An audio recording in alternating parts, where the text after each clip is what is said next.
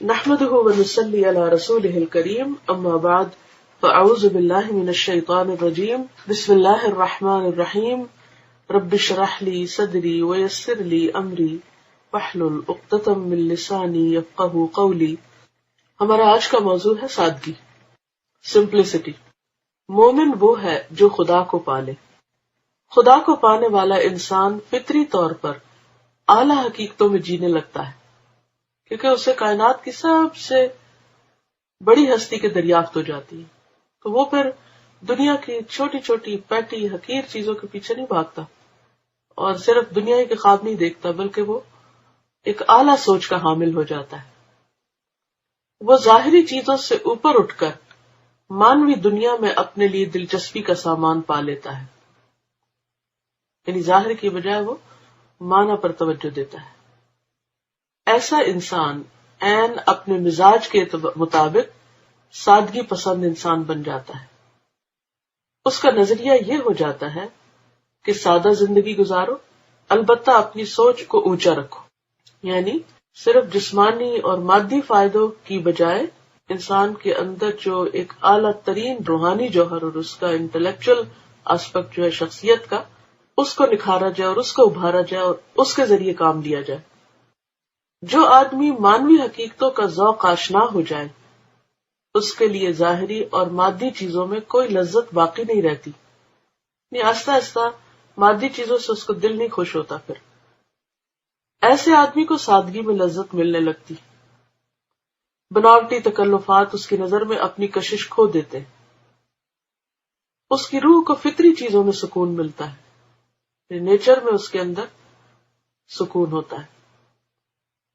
غیر فطری اور مصنوعی رونقیں اس کو ایسی محسوس ہونے لگتی ہیں جیسے کہ وہ اس کی اندرونی دنیا کو بکھیر رہی ہیں. یعنی ان نیچرل اور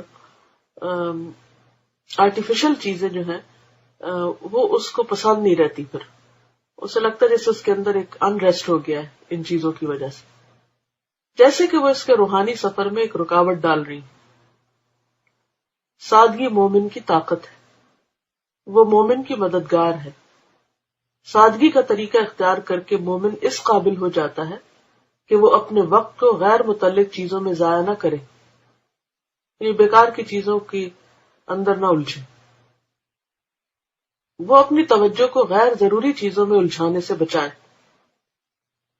اس حدیث میں بھی آتا ہے نا، من حسن اسلام المرء ترکہ ما لا یعنیہ. اور اس طرح اپنے آپ کو کامل طور پر صرف اپنے مقصد اعلیٰ کے حصول میں لگا سکے، کیونکہ غیر ضروری چیزوں سے انسان خود کو بچاتا ہے تو ہی کوئی اعلیٰ کام کر سکتا ہے. مثلا آپ لوگ یہ جو علمی کام کر رہے ہیں، قرآن سیکھ رہے ہیں، سکھا رہے ہیں، پڑھنے لکھنے میں لگے رہتے ہیں، تو کس قیمت پر؟ ظاہر ہے کہ دن تو وہی آپ کے پاس جو پہلے تھا، لیکن اب کئی گھنٹے آپ علم کے لیے صرف کرتے ہیں. صرف اسی صورت میں یہ ہو سکتا ہے کہ جب آپ اپنی مادی زندگی کی ضروریات کو کم کرتے ہیں، مثلا گھروں کی سجاوٹ اور صفائی ضروری حد تک تو کرتے ہیں لیکن غیر ضروری چیزوں میں نہیں الجھتے اور اپنے آپ کو بیکار چیزوں میں نہیں تھکاتے، اپنی انرجی کو سیو کرتے ہیں تاکہ آپ بہتر کام کر سکیں. اور اس طرح اپنے آپ کو کامل طور پر صرف اپنے مقصد اعلیٰ کے حصول میں لگا سکے. سادگی مومن کی غذا ہے. سادگی اس کی تواضع کے لیے ایک لباس بن جاتی. سادگی کے ماحول میں اس کی شخصیت زیادہ بہتر طور پر پرورش پاتی، یعنی اس کے اور جوہر کھلتے ہیں، اس کے اندر کا ٹیلنٹ ابھر کے سامنے آتا ہے. سادگی مومن کا حسن ہے. سادگی مومن کے لیے زندگی ہے. مومن اگر اپنے آپ کو مصنوعی رونقوں میں پائے تو اس کو ایسا محسوس ہوگا جیسے اس کو کسی قید خانے میں بند کر دیا گیا ہے. یہ بہت زیادہ روشنیاں اور بہت زیادہ سجاوٹیں اور بہت ظاہری دکھاوے کے کام، ان چیزوں سے اس کو گھبراہٹ ہونے لگتی.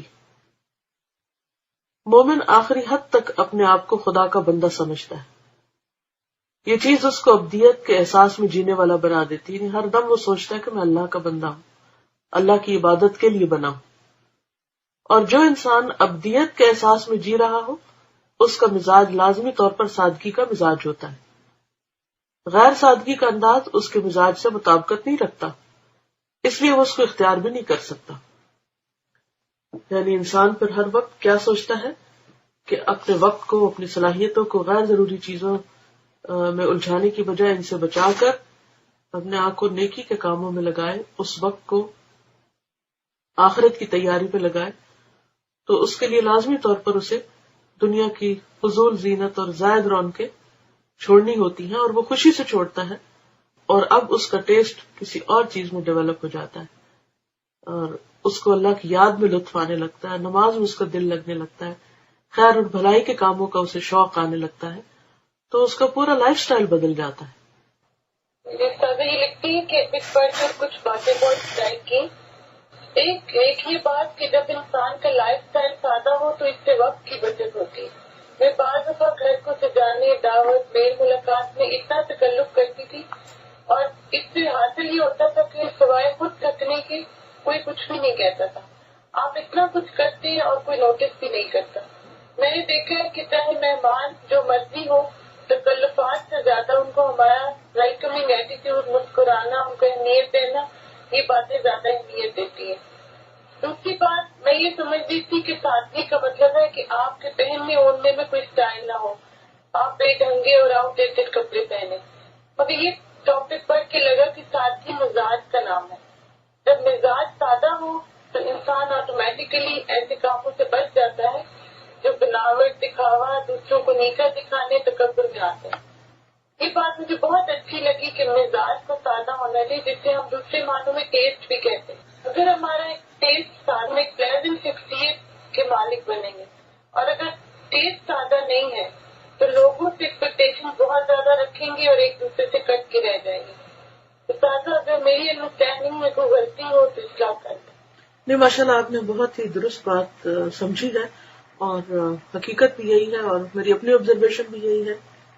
ہم اصل میں جو چیزیں اہم ہیں بعض اوقات ان کو وہ اہمیت نہیں دیتے، اور جو غیر اہم ہیں صرف ظاہری اور بناوٹی چیزوں پر توجہ زیادہ دیتے ہیں، جس کی وجہ سے وہ حقیقی مقصد حاصل نہیں ہوتا، اور ہماری کوششیں اور ایفرٹس جو ہیں وہ بھی بیکار جاتی ہیں، کیونکہ ہم عموماً پرتکلف کھانے پکا کر یا بہت سجاوٹ کی طرف جا کر یہ سوچتے ہیں کہ لوگ اس سے خوش ہو جائیں گے، اور جب لوگ خوش نہیں ہوتے تو پھر ہم پریشان ہوتے ہیں کہ ہم نے تو اتنا کچھ کیا تھا اہتمام، لیکن وہ پھر بھی ناراض رہے۔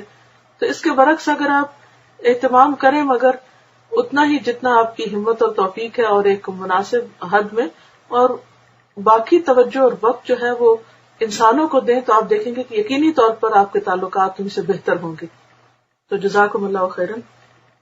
اللہ تعالیٰ سے دعا ہے کہ وہ ہمیں بعمل بنائے۔ وآخر دعوانا ان الحمد للہ رب العالمین۔ سبحانک اللہم وبحمدک، نشہد ان لا الہ الا انت، نستغفرک ونتوب الیک۔ والسلام علیکم ورحمۃ اللہ وبرکاتہ۔ وعلیکم السلام ورحمۃ اللہ۔ جزاک اللہ خیرا کثیرا۔ وإیاکم۔